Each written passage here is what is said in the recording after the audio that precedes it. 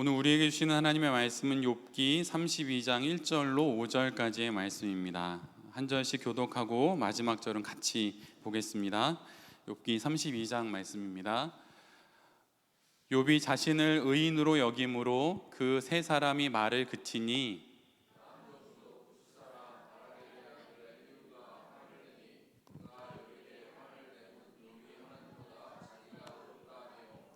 또 세 친구에게 화를 내면 그들이 능히 대답하지 못하면서도 욥을 정죄함이라.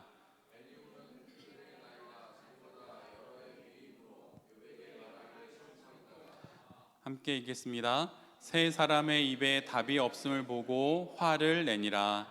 아멘. 오늘 욥기 32장의 말씀을 갖고 하나님께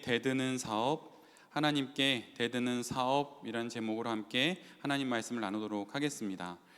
욥기 32장에는 욥과 또 욥의 세 친구들을 지나서 이제 마지막 인물로 등장하는 엘리후가 나옵니다. 가장 나이가 어렸기에 31장까지 31장까지 이어지는 욥과 또 세 친구들의 변론과 주장들을 계속 듣게 되지요. 그러다가 드디어 자신의 이야기를 시작합니다. 그리고 그 이야기는 37장까지 이어지게 돼요. 엘리후의 이야기의 요점은 이것입니다. 하나님의 권위를 인정하라는 거예요.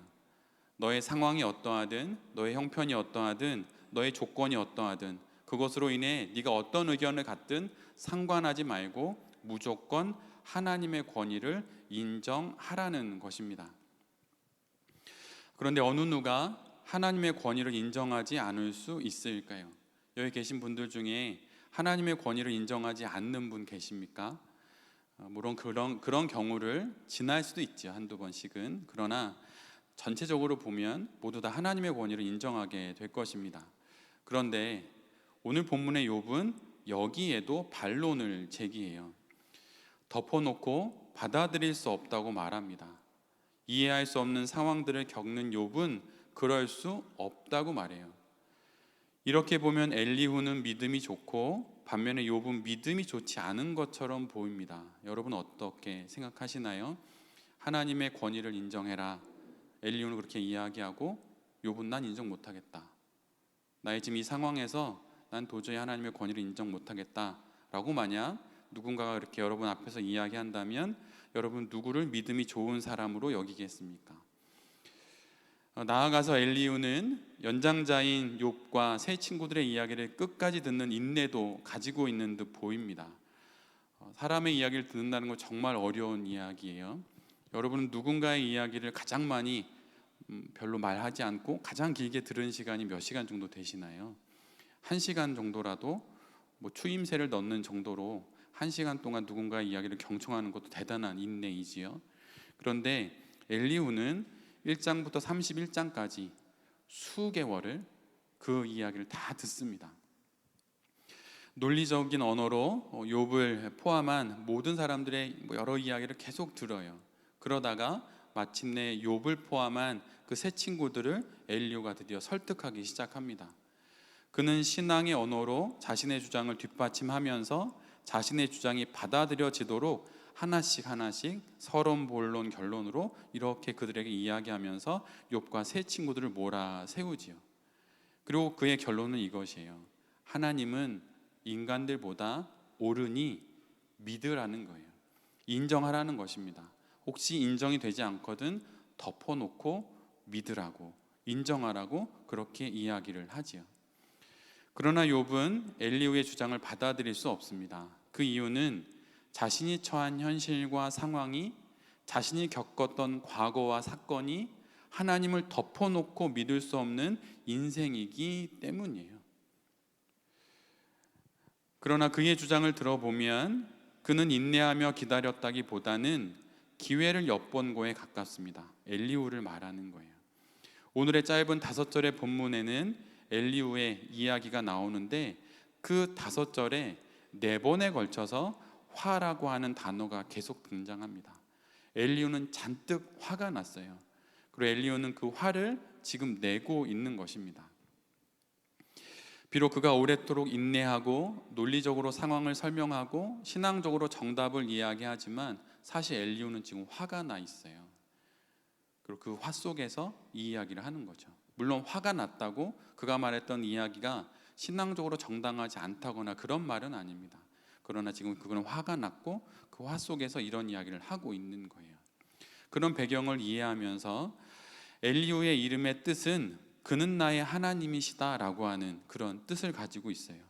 그는 자신의 주장이 옳고 하나님에 대한 자신의 머릿속 이해만이 옳다고 계속 이야기를 합니다.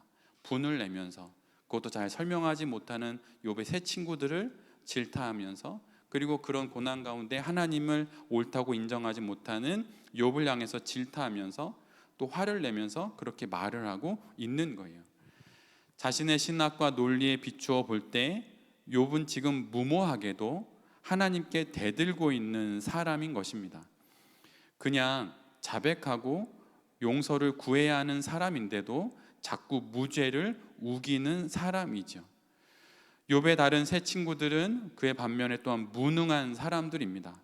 욥에게 제대로 반박도 하지 못하는 그런 사람들이죠. 그래서일까요? 엘리후는 잔뜩 화가 나 있습니다. 고난에 박혀 있는 엘리후에게 욥의 상황은 너무나도 명확한 현실이에요. 그가 보기에 욥의 상황은 신앙적으로든 논리적으로든 딱 이런 정답이 정해져 있는 것입니다. 그래서 그는 논리로 정리하고 설명하고 훈계합니다.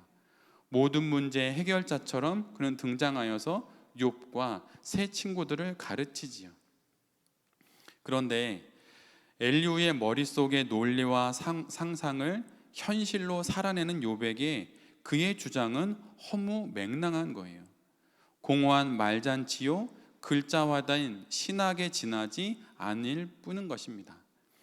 이것은 진정으로 하나님 편을 드는 것이 아니라 하나님을 뒷배 삼아서 자신의 신념을 주장하는 것 뿐이에요. 지금 엘리후가 하고 있는 이 모든 일들은 이전에 실은 욥이 했던 것이고 새 친구들이 이미 했던 일입니다. 자신이 가지고 있는 논리와 주장으로, 또 내가 지금껏 가지고 있던 신학과 신앙으로, 또한 지식과 경험으로 욥의 고난을 모두들 설명하려고 들었습니다. 욥 자신도 그렇게 해석하려고 했죠. 그러나 그 모든 것 뒤에 남은 것은 탄식과 한숨, 이해할 수 없는, 그러나 겪어야만 하는 현실이라고 하는 것이었어요. 이해할 수 없는 상황은 물음으로 놔두고 시간을 두고 지나가야 합니다. 바로 그 자리에서 모두 답을 얻을 수는 없는 것이 바로 인생이라고 하는 거예요. 그런데 엘리후는 그 인생을 어떻게든 설명하려고 듭니다. 인간에게 있어서 전적인 타자이신, 완전히 남이신, 우리하고는 그 어떤 공통점도 찾을 수 없는 절대자이신 신이신 그 하나님의 신비를 어느 누가 다 설명할 수 있고, 그분이 써가시는 인류의 역사와 또한 한 개인의 인생을 누가 다 알 수 있겠습니까? 어느 누가 감히 내가 하나님을 온전히 다 이해하고 있고 또한 그 하나님을 내가 변호할 수 있다고 할 수 있을까요? 설명할 수 없는 인생의 현실들을 영혼의 가슴에 안고 멈추지 않고 그 자리에 주저앉지 않고 믿음의 순례를 계속 걸어가는 것이 다름 아닌 신앙이에요. 모든 것이 다 설명이 되어야 그 다음에 발을 내딛는 게 아니라 이미 발을 내딛었는데 그런 내딛은 자리에 어떤 상황이 다가오면 그 자리에서조차도 멈추지 않고 나의 영혼 안에 신앙을 품고 걸어가는 것이 바로 성도인 것입니다. 사업을 하다 보면 이해할 수 없는 일들을 만날 때가 있어요. 또한 개인적으로 한 직장에 직장인으로 일을 할 때도 그런 경우를 만날 때가 있습니다. 그럴 때 어떻게 해야 할까요? 오늘 성경은 우리에게 이렇게 이야기합니다. 그럴 때 하나님께 대들라고 말이죠. 제가 예전에 레위기 말씀을 묵상하다가 말씀 묵상을 하면 이렇게 말씀 카드를 만드는데 그때 만들었던 말씀 카드의 제목은 이거였어요. 고민하며 순종하겠습니다. 레위기 말씀이었는데 그 말씀은 제게 이렇게 정리가 되었습니다. 그냥 믿지 않겠습니다. 덮어놓고 믿지 않겠습니다. 그리고 뒤이어서 쓴 짧은 기도문은 이렇습니다. 주님, 생각 없이 순종하지 않겠습니다. 고민 없이 순종하지 않겠습니다. 당신께 묻고 또 물어 순종하겠습니다. 자유한 사람이 되어 순종하겠습니다. 그것이 참된 순종일 것입니다. 참되게 당신께 순종하게 하여 주시옵소서. 아멘. 논리를 들고 보면 욥과 하나님 대결의 구도에서 욥이 옳으면 하나님은 틀린 것이 되어야 합니다. 욥이 자신의 옳음을 강변하면 강변할수록 그가 겪는 고난은 하나님의 불의가 되어야 하는 것이에요. 그런데 엘리후는 이 논리에 갇혀서 하나님을 틀렸다 할 수 없으니 욥이 틀렸다고 말하고 있는 것이죠. 그러나 엘리후가 간구하고 있는 것이 하나 있습니다. 그것은 하나님께 맞설 수 있는 그 여지가 모든 인간에게 주어져 있다고 하는 사실이에요. 저는 옳습니다. 그리고 제가 보기엔 하나님 당신이 틀렸습니다라고 말할 수 있는, 하나님께 맞설 수 있는 그 여지가 모든 인간에게 주어져 있습니다. 바로 그 대표적인 인물이 믿음의 사람 아브라함이에요. 소돔과 고모라 성의 심판을 놓고 하나님께 딜을 합니다. 50명, 40명, 그러다 10명까지 아브라함이 하나님과 거래를 해요. 그런데 참으로 놀라운 것은 하나님의 이것을 모두 다 받아들이십니다.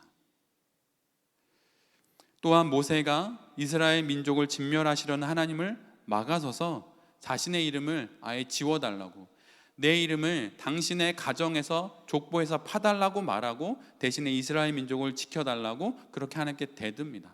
근데 이 역시 하나님이 수용하시는 거예요. 욥 역시 마찬가지입니다. 지금 욥이 재난과 고난 속에서 하나님께 맞서는 것은 마치 야복 강가에서 야곱이 하나님과 씨름을 하듯 그렇게 욥이 하나님과 씨름을 벌이고 있는 거예요. 순종을 하고 싶은데 이해가 안 되기에 순종할 수 없으니 내게 설명을 해달라고 끊임없이 하나님께 대들며 그분과 씨름하는 것입니다. 순종을 하겠습니다. 대신 고민하며 순종하겠다고, 생각 없이 그냥 무작정 덮어놓고 받아들이진 않겠다고, 그렇게 되진 않는다고 말하면서 이해가 안 된다고, 도대체 어떻게 된 것이냐고 하나님께 묻는 거예요. 그 이유는 왜냐하면 하나님께 순종하기를 원하기 때문입니다. 사업의 현장에서, 일터 현장에서 맞닥뜨리는 다양한 상황과 사건들 속에서 덮어놓고 하나님의 이름을 붙이지 마십시오. 그것은 어쩌면 오히려 엘리후처럼 논리의 이름으로 우리의 반항과 방황을 용납하시는 하나님의 이름을 지워버리는 일이 될 수도 있는 것입니다. 모험과 위험은 앞에 한 글자 차이지만 같은 상황에 대한 전혀 다른 반응이죠. 하나님에 대한 믿음 역시 한 끗 차이입니다. 덮어놓고 믿는 것이 사실은 믿음이 아닐 수 있어요. 정말 믿음이 아닐 수 있습니다. 그것은 위험한 근본주의가 되거나 이단이 되는 거예요. 고민하고 생각하고 물어보십시오. 그럼 하나님께서 그 물음에 조금씩 답을 주실 거예요. 욥은 욥기 처음부터 끝까지 하나님께 계속 대듭니다. 욥의 인내는 고난을 참는 인내가 아니에요. 욥의 인내는 하나님 앞에서 하나님께 대드는 것을 멈추지 않는 인내입니다. 나는 멈출 수 없다, 하나님 앞에 대드는 것을 멈출 수 없다라고 말하는 바로 그런 인내인 것입니다.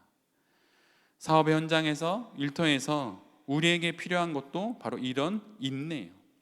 하나님을 위해 사업을 한다고 했는데 이게 뭡니까?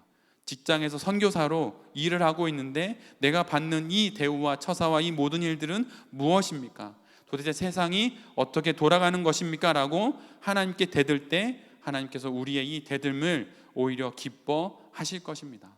마치 어린아이하고는 말상대가 되지 않지만 커버린 자식과는 의견을 놓고 말을 주고받듯 그런 아비가 된 마음으로 우리의 그 대듭을 기뻐하실 거예요. 다시 사업을 시작하게 됩니다. 조금은 답답한 세상의 여러 일들과 전쟁의 소용돌이가 세상 곳곳에 벌어지고 있지만 그 모든 것을 품에 안고, 사업의 여러 어려움과 현실도 품에 안고 하나님 앞에 나아가 하나님께 기도할 때, 하나님께 대들 때 하나님이 우리를 기특하다고 여겨 주실 것입니다.